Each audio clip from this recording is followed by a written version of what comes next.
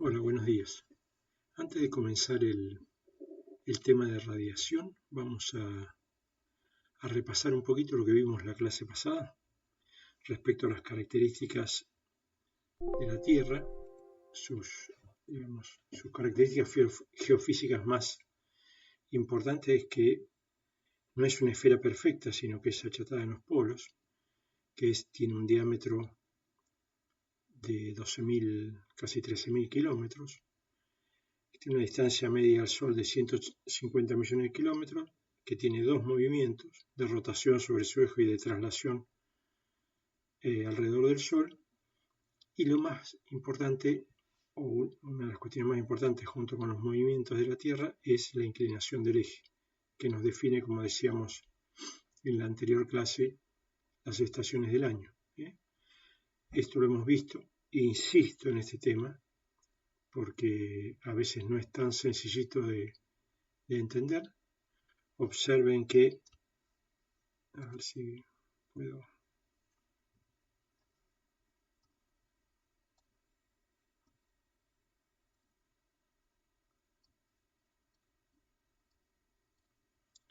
No me deja. Quería poner el cursor como.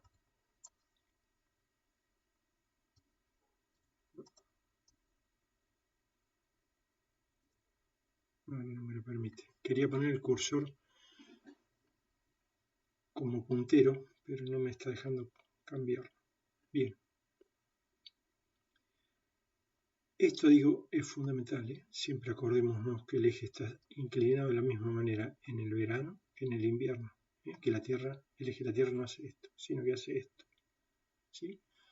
Entonces, en el verano nuestro, el que apunta, entre comillas, al Sol es el polo sur. En el invierno nuestro, el que apunta, entre comillas, al Sol es el polo norte. Y en los equinoccios, ni una ni otra. Con eso teníamos en las duraciones del día variables. En el solsticio de verano, la duración del día aumenta hacia el sur. Ustedes en Bahía tienen menos duración que acá y más duración que en Buenos Aires. En verano, en invierno es al revés. Nosotros en invierno tenemos días todavía más cortos que los de ustedes en Bahía y ustedes más cortos que los de Buenos Aires y así sucesivamente. Si revuelvo sobre este tema es porque lo considero importante para entender todo lo que viene después. La inclinación de los rayos según época del año y latitud tiene que ver justamente con distribuir una determinada intensidad de radiación en una superficie mayor al estar cada vez más inclinado. Esto ya lo vimos en la clase pasada. Y cuando nos referimos a la radiación que llega a la superficie terrestre, esa radiación tiene que atravesar la atmósfera, y en la medida en que los rayos entran más sesgados, en que estamos a mayores latitudes, debe atravesar más atmósferas, más espesor de atmósfera, que como vamos a ver, implica una disminución de la intensidad producida fundamentalmente por los gases que la integran. Bueno, vamos a comenzar ahora radiación. Radiación solar, lo que vamos a ver aquí, lo vamos a ver partido en dos videos para que no sea tan largo y tan pesado el video, que después cuesta subirlo, cuesta bajarlo. Y vamos a ver radiación solar porque es el primer elemento. En realidad es un elemento y un factor, ¿no? A la vez. Pero el primer elemento, el más importante. La razón de ser de la vida en el planeta. ¿Sí? Además de la presencia de la atmósfera, porque la radiación es fuente de energía y fuente de luz. Yo no voy a mostrar ahora o no voy a irme en mucho detalle con respecto a luz y luminosidad, que es un tema importantísimo, trascendental en todo lo que tenga que ver con diseño de parques y jardines, ¿no? Eso lo van a ver con Pancho, Andrea y Lovana en el práctico, donde, bueno, vamos a ver las cuestiones lumínicas de la radiación solar y su importancia en cada uno de los espacios en los que nos toque trabajar, ¿no? Pero la radiación solar, lo que vamos a tratar de entender ahora es su física, cosa que, bueno, requiere un poquitito de repaso, de dedicación a algunos conceptos básicos. Pero la radiación en sí, como fuente de energía, es fuente de vida. ¿Por qué? Porque los únicos que, digamos, autótrofos del planeta, los vegetales, el resto vivimos de ellos o de sus derivados, pero los vegetales, ¿qué hacen? Captan radiación solar. ¿Y cómo la captan? La captan a través del proceso de fotosíntesis. Y ese proceso de captación de radiación solar produce básicamente hidrato de carbono. Repasen la fórmula de fotosíntesis. Dióxido de carbono más agua genera hidrato de carbono más oxígeno. Entonces, además de captación de dióxido de carbono, lo que hace a partir de la radiación solar es formación de hidrato de carbono. Es el primer eslabón en la cadena, posteriormente en la cadena trófica. Todo el resto vivimos de ello. ¿Y qué es la radiación solar? La radiación solar es un proceso físico por medio del cual se transmite energía. ¿Y cómo se transmite esa energía? Si viene del Sol y tiene que atravesar 150 millones de kilómetros en el vacío. Se hace a través de ondas electromagnéticas. No necesita cable, no necesita conductor. ¿Sí? Lo hace, la radiación se desplaza por medio de ondas electromagnéticas desde el Sol hasta todos los planetas, incluido la Tierra, a una velocidad de 300.000 kilómetros por segundo. Es decir, la energía que proviene del Sol en forma de ondas electromagnéticas es lo que denominamos radiación solar. Voy a poner esto para que ustedes vean. La radiación solar, ¿qué hace? Como les decía recién, provee luz. ¿Qué hace además?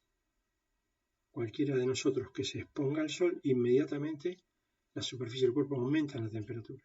Cada superficie expuesta a radiación solar aumenta su temperatura. ¿Qué hace también? Todos los procesos biológicos. Permite iniciarlos, permite mantenerlos. Todo, absolutamente todos los procesos biológicos requieren energía, requieren calor. La mayoría requiere luz y calor, no todos, ¿no? Pero requiere energía. Por lo tanto, el inicio y el mantenimiento de estos procesos lo da la disponibilidad de esta radiación solar. Y por supuesto, es el combustible, el primer eslabón en todos los procesos que hagan al tiempo atmosférico. ¿Por qué? Porque la radiación va a implicar aumento de temperatura, va a implicar un balance de radiación, va a implicar un balance calórico. Ese balance calórico va a definir diferencias de presión, esa diferencia de presión van a definir circulación de aire. La circulación de aire van a definir movimientos de energía, movimientos de calor o de frío, digamos, o de masas de aire de distintas temperaturas a grandes distancias, como vamos a ver en un ratito. Y por supuesto, además de todo ese componente del balance calórico de la Tierra, el balance energético de la Tierra, la radiación aumenta la superficie, como dice arriba, calienta la superficie. ¿Y de qué superficie? Suelo y agua. Cuando aumenta la superficie del suelo y el suelo tiene humedad o aumenta la superficie, no, la temperatura del suelo o la temperatura del agua, lo que hace es aumentar la evaporación. ¿Sí? Por lo tanto, tiene una enorme incidencia en el ciclo del agua en la naturaleza. Bien, dicho esto, la radiación solar, como vamos a ver es una radiación de onda corta, pero dentro de ese espectro hay una cantidad de variantes, ¿no? La principal es la luz visible, pero con longitudes de onda un poco más elevadas hay una parte de los rayos del sol que se dan en la longitud de onda del infrarrojo, y hay una parte de los rayos del sol que se dan en la longitud de onda del ultravioleta.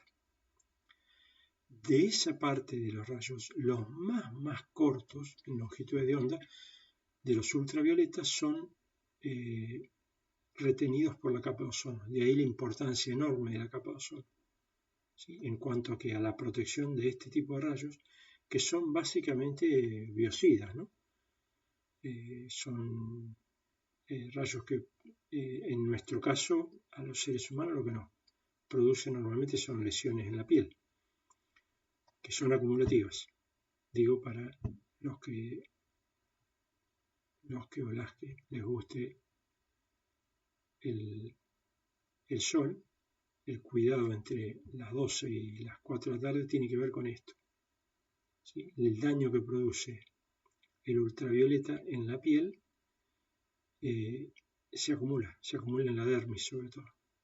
Entonces después muchas veces hay una correlación positiva con el correr de los años entre cáncer de piel o distintos cánceres de piel y exposiciones continuas y permanentes a la radiación solar.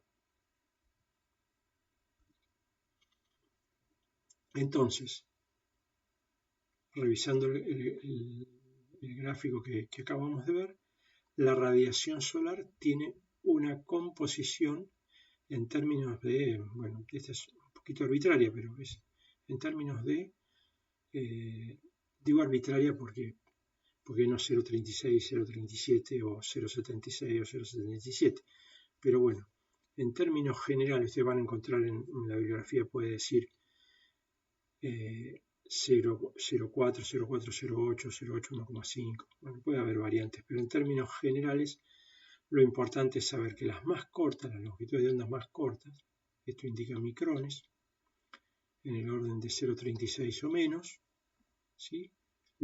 Están compuestos de lo que se denomina rayos ultravioletas. El espectro visible, que es en la bibliografía lo van a encontrar como PAR, pues viene del inglés Photosynthetic Active Radiation, radiación fotosintéticamente activa. Esta es la que interviene en el proceso de fotosíntesis, ¿no? Y de formación de carbohidratos por parte de los vegetales. Luego tenemos una porción importante, cercana también al 40% de NIR, quiere decir Near Infrared, o sea, longitudes de onda del infrarrojo cercano, y las térmicas más o menos entre estas longitudes de onda, entre 0,76, 0,8 y 1,5, y en menor medida luego las mayores de 1,5 micrones, que estarían en el orden del 12%. Ustedes van a encontrar estas clasificaciones u otras. No importa acordarse los números de memoria, pero sí el concepto. Y el concepto de dónde viene, de acá, ¿sí? Es decir, que el Sol no emite todo uniforme, emite con distintas longitudes de onda.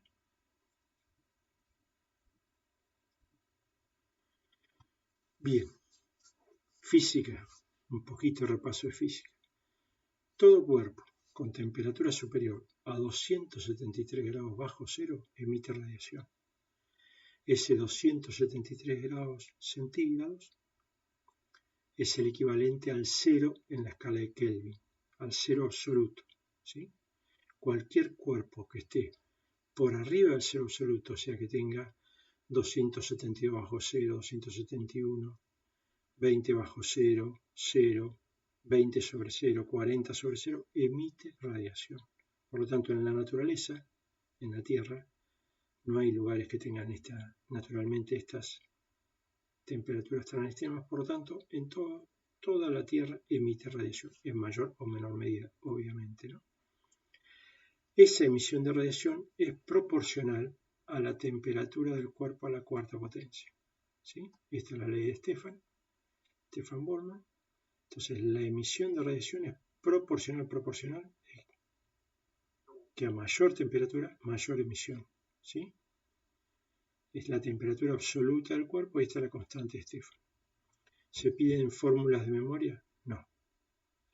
Pero sí que se entienda. Porque esto ¿qué nos va a permitir entender? Que el Sol emite más que la Tierra. ¿Por qué? Porque el Sol está a una temperatura mucho mayor que la Tierra. Por lo tanto, la temperatura del Sol elevada a la cuarta es mucho mayor que la temperatura de la Tierra elevada a la cuarta. ¿Sí? Como vamos a ver a continuación. Bien, entonces esta es la primera ley de física que hay que ir entendiendo el concepto. ¿Sí? A mayor temperatura absoluta de ese cuerpo, mayor emisión de radiación. También la radiación se valora no solo por su intensidad, sino por su calidad, es decir, por la longitud de onda. Como emite ondas electromagnéticas, la longitud es la distancia entre dos picos o entre dos valles. ¿Sí? Cuanto más cercana sea, más cercanas sean estos dos picos o estos dos valles, más corta es la longitud de onda. ¿Sí? Y por supuesto la intensidad, como acabamos de ver, es la cantidad de radiación que llega por unidad de superficie por unidad de tiempo. Este gráfico yo se los mostré, vuelvo sobre él, se los mostré, lo vimos en el Power anterior. ¿Esto qué quiere decir? Que la atmósfera, cuando el Sol llega al límite superior de la atmósfera, la radiación solar llega al límite superior de la atmósfera, es afectada y empieza a atravesarla, es afectada. La mitad, o casi la mitad, el 47%, prácticamente no. ¿Sí? Pasa. Sea esto suelo o océano, ¿no? Esto nada más que es un gráfico. Perdón, suelo o agua, ¿sí? Cualquiera. Esto es lo que quiere decir la superficie de la Tierra. Una parte es absorbida, una pequeña parte, ¿sí? Por las nubes, pequeña parte por el dióxido de carbono, otra parte por algunos otros gases, ¿sí? Un 20% es absorbida, pero esta absorción no explica para nada la diferencia de temperaturas que se producen en el globo terrestre, para nada. Es simplemente que desde el ozono hasta un poco el vapor de agua, hasta un poquito el dióxido de carbono, alguna otra cuestión, qué sé yo, polvo, supongamos que haya mucho polvo en suspensión y demás, puede absorber más o menos un 20% de esa radiación. El 30% restante también es absorbido, pero es básicamente dispersado o reflejado por las nubes, por el polvo atmosférico, por los otros gases. Y cuando pasa, vamos a ver que llega, este flujo se llama radiación directa, cuando una parte de esto que es reflejado o dispersado va a parar al suelo, a la superficie terrestre, se llama radiación difusa. Otra parte se va para afuera, se pierde, ¿sí? Y otra partecita que llega tanto como difusa como directa, y es reflejada por el suelo, se denomina albedo o reflexión terrestre, o radiación reflejada.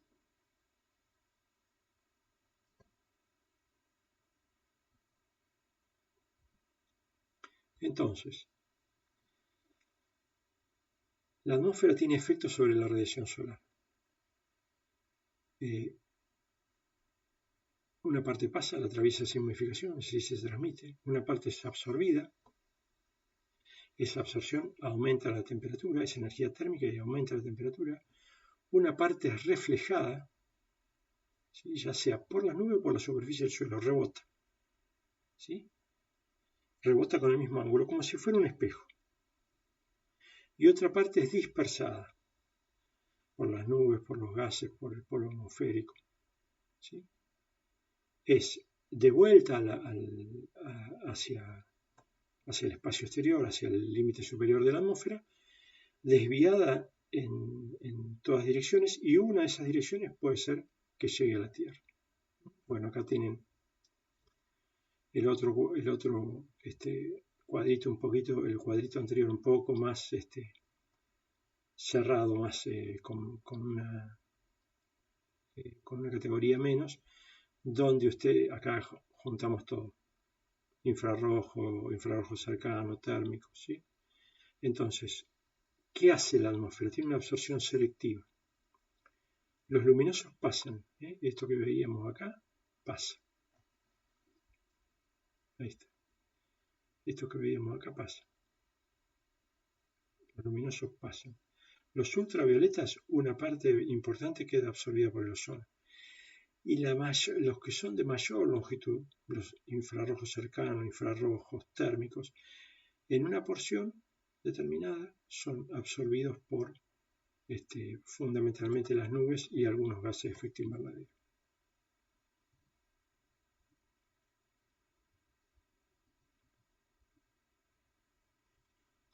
La reflexión de radiación terrestre por las nubes más la dispersión de la radiación solar forman la radiación solar difusa que llega a la superficie del suelo. ¿Sí? Parte de lo que emite la Tierra, que llega hasta, vamos a poner las nubes para no hablar siempre de nubes, gases de efecto invernadero, polvo atmosférico, ¿no? Esa parte de la radiación que no queda absorbida, sino que pasa, mejor dicho, se mueve en distintas direcciones y una de esas direcciones hacia abajo, ¿sí? Eso conforma la radiación solar difusa que llega a la superficie del suelo. Cuando nosotros veamos ahora en la próxima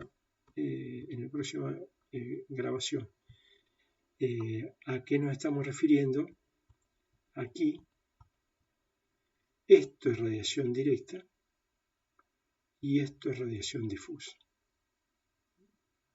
Con esto culminamos esta primera parte.